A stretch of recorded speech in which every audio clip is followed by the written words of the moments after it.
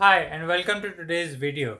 This is Zubin Vevaina from A to Z Graphology, and in this one I'm going to be explaining to you about the letter O. The letter O in graphology is one of the most important structures because of the way it expresses the information and the way it expresses the human mindset on the piece of paper. Whether it be breathing patterns or to see the satisfaction of a person after he receives something, all these thoughts can be seen in the letter O. Not only that, but you can also see how well he is able to digest his food or whether he is not going to get the energy from the food that he's eaten. There's a lot of information in the letter O. So without delay, let's skip on to the video and change perspective and have a closer look on how the letter O represents your mindset on a piece of paper. When you expect something out of the work that you do or you think about completing something, these thought processes are seen in the letter O. The starting point and the ending point of this letter is the same location. It represents a thought that started out and ended as it is. It represents satisfaction. It represents a sense of completeness. Let's explain this concept with a couple of examples, and we'll explain these three letters first and then see how they compare with each other.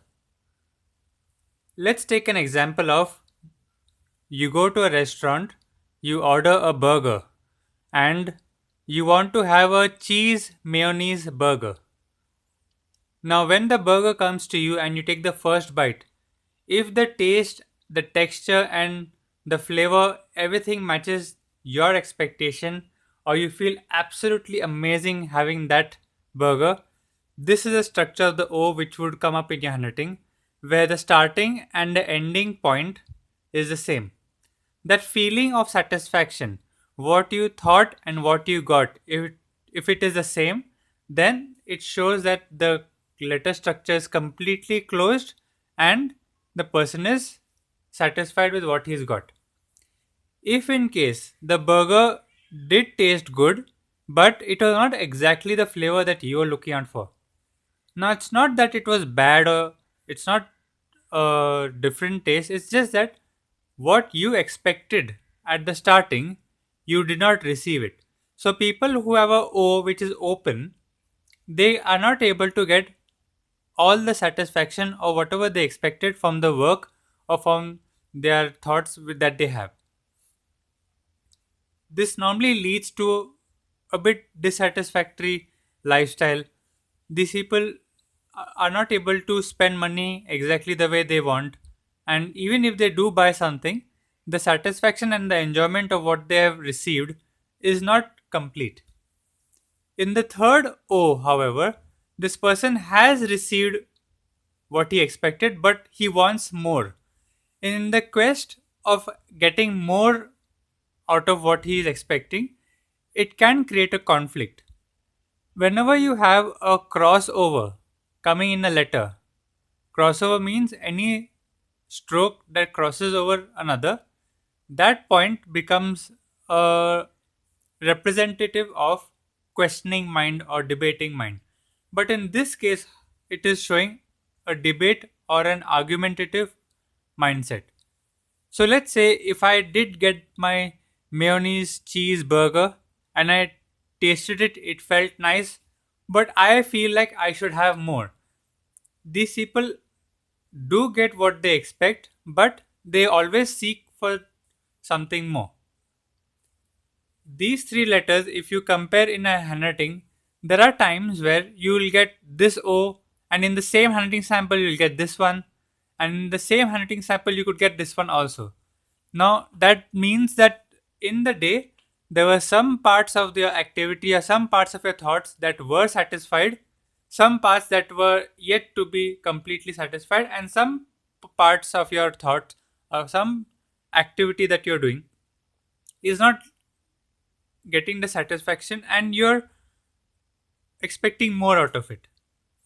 This desire for more expectation normally comes out of a greediness, or if you're having a difficult life and things don't come very easily to you, this sort of a structure can come up. Alright, so now we'll study these four structures of letter O. These four structures are representing an O that is connected to the letter either before it or after it.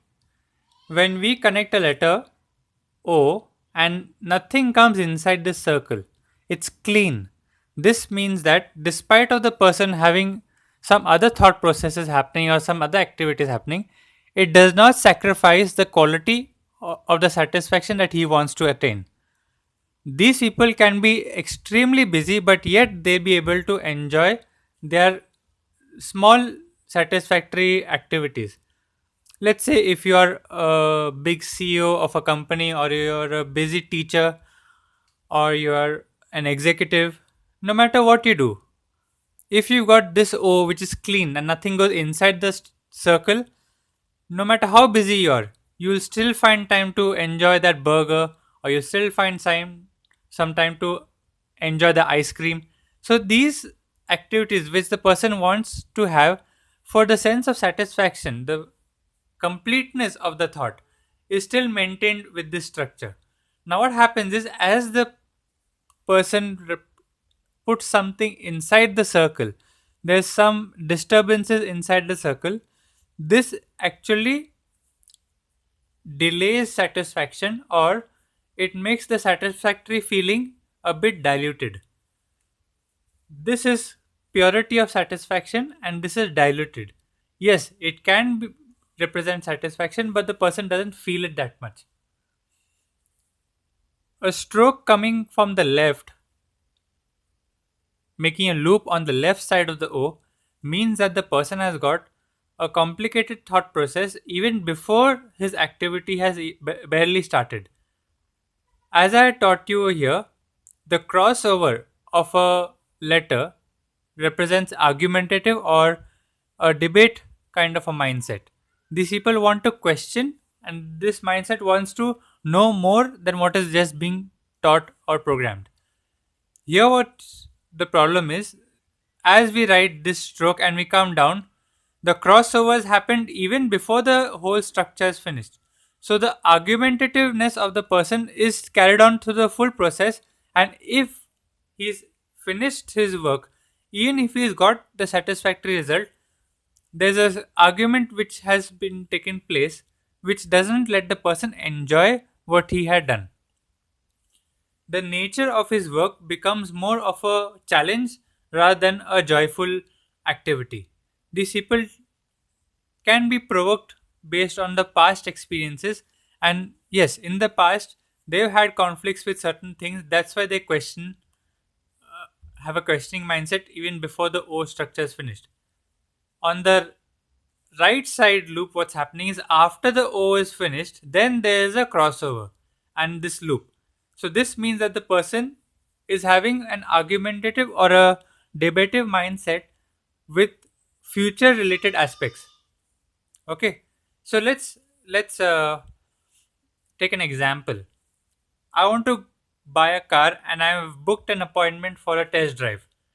Despite my busy schedule, if I can still manage some time and enjoy the test drive, check out the car, check out the features, and I'm still able to get back to my work on time, then it shows that this sort of a O structure is there, where the connective lines or the connective strokes are not getting inside the circle. If by chance I'm going to a showroom and I've been there before, and the last time they did not provide me with good service, or I was not happy with the car. So this time when I'm going to the car showroom to get a test drive, I'll have an argumentative mind even before I take the test drive. I may complain to that service person, complaining about last time or reminding him that last time my experience was not good. So even before I finish my activity, I have started to argue. These people tend to get affected by their past and don't really enjoy the present tense. Let's take this example.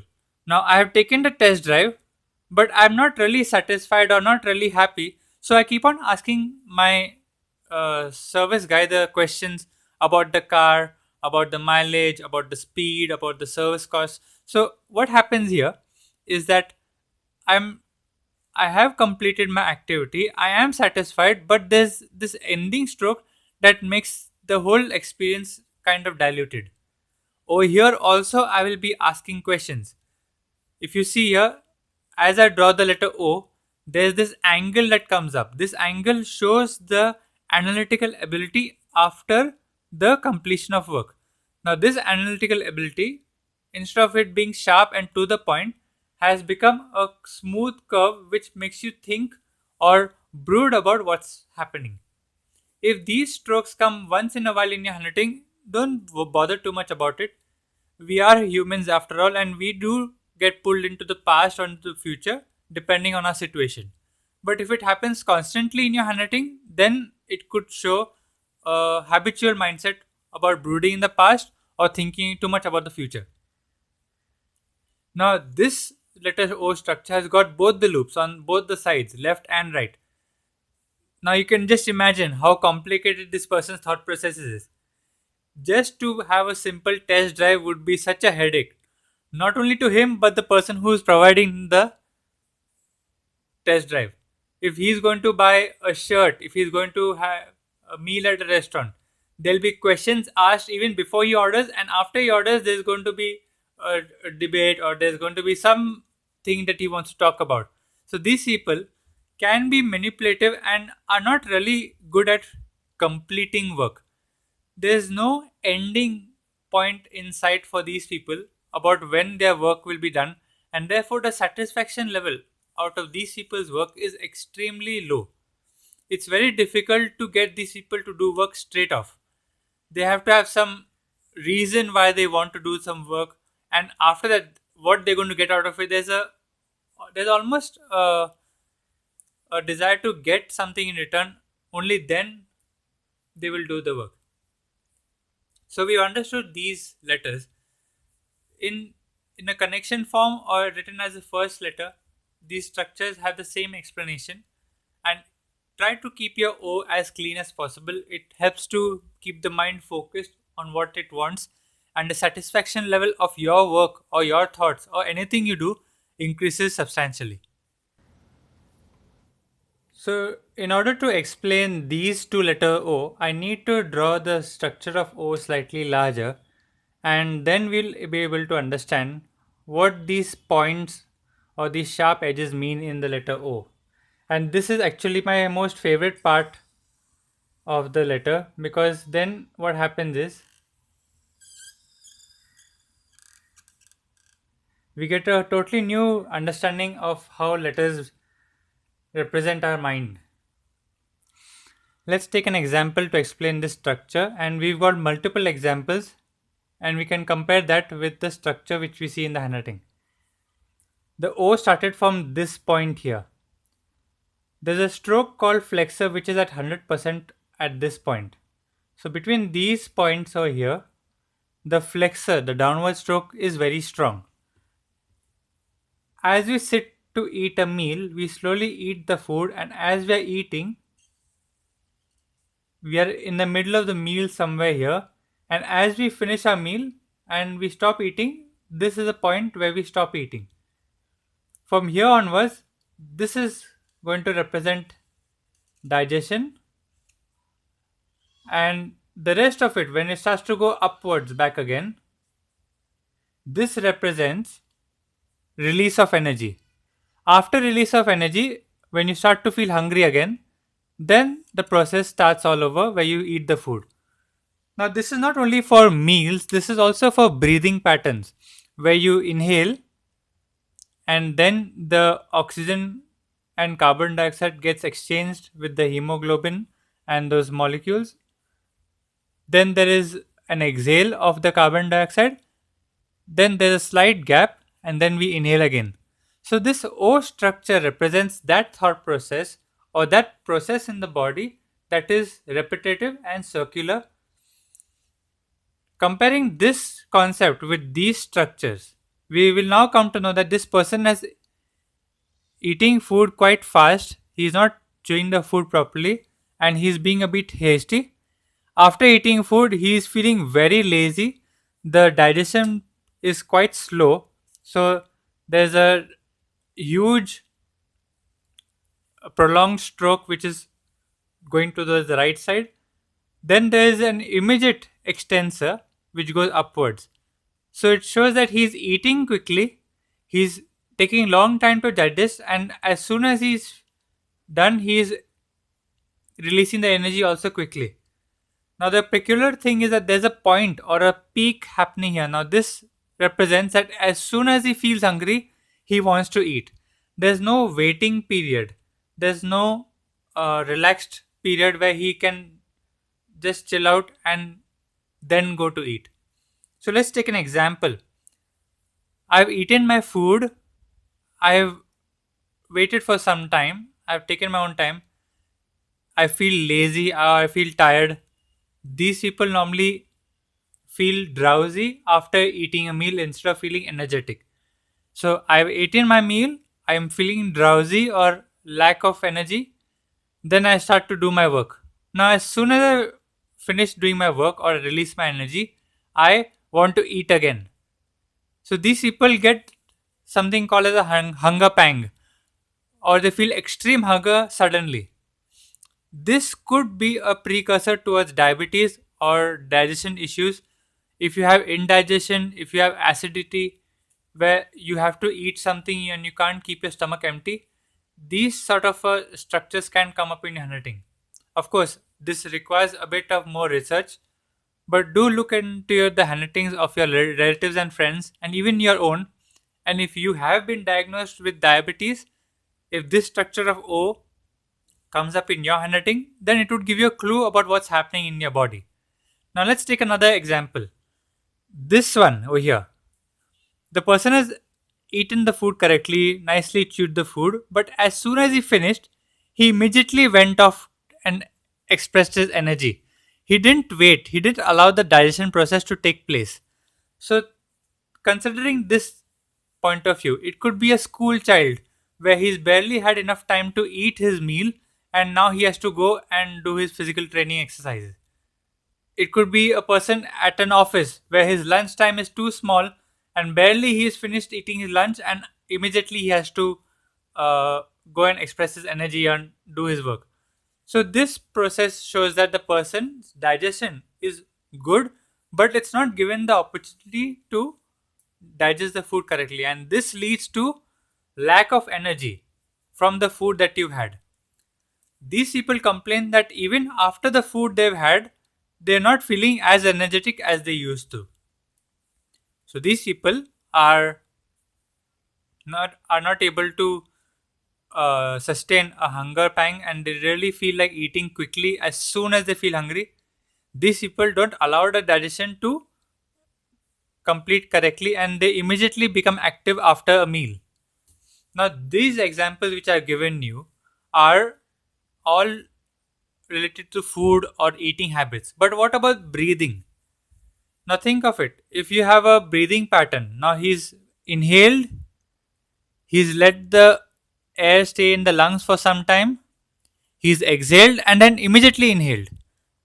Now, I'm not good at emotions, or I'm not really an expert at how emotions and breathing patterns are related. But there are people who have done extensive research on how breathing patterns and emotions are related. And if you have this knowledge, you can immediately see the breathing pattern in the handwriting and come to know the emotional state of a person just by analyzing the letter O structure. This person has inhaled and immediately exhaled and then relaxed. It could almost represent laughing, where he is inhaled and exhaled immediately. There are different situations, there are different breathing patterns that can be analyzed alone from the letter O. If you are good with understanding emotions and how they affect the breathing pattern, then you would be able to see these breathing patterns in the handwriting at the letter O. If you see this O letter which I have drawn here, it's quite circular in nature. This shows that I have been able to manage my breathing patterns in all four sections correctly. Where I've inhaled correctly, I've exchanged the carbon dioxide and oxygen correctly, I've exhaled correctly, and I've had a slight gap. So this circular O, of course, it's very rare and difficult to do this letter O, but it comes up sometimes if you're calm and focused on your breathing pattern.